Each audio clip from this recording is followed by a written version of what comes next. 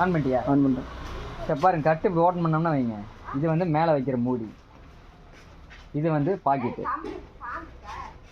Piece வந்து எப்படி பார்க்குறீங்கன்னு கேட்டால், இங்கே வர பக்கத்தில் கேமரா இது இருக்கு இல்லைங்க, இது இப்படி வந்து இப்படி மேலே போயிருக்கணும். மேலே போயிருக்க சைடு தான் பாக்கெட் வைக்கணும் எப்பயுமே. நீங்கள் வந்துட்டு நீங்கள் அனுப்பிச்ச ஃபோட்டோவில் வந்துட்டு பீஸ் இப்படி இருக்குது, இப்படி வச்சு இதில் பாக்கெட் வச்சுருக்கீங்க. அப்படி வைக்கக்கூடாது.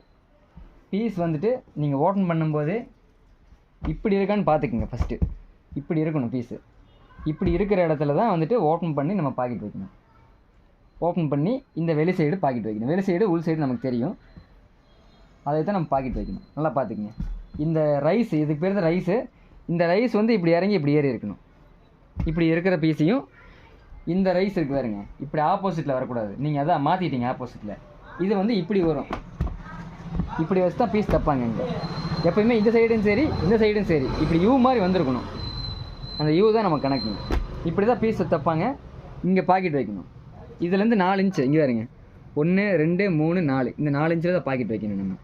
1 2 3 4, 4 இன்ச்சு கூட வேண்டியதில்லை. ரொம்ப சின்ன சைஸாக இருந்தால் 3 இன்ச்சு வச்சாலே போதும். 1 2 3 வச்சிங்கனாலே போதும். கரெக்டாக பாக்கெட் வந்துடுங்க. இந்த அளவு இருந்தாலே போதும். அதே மாதிரி கரெக்டாக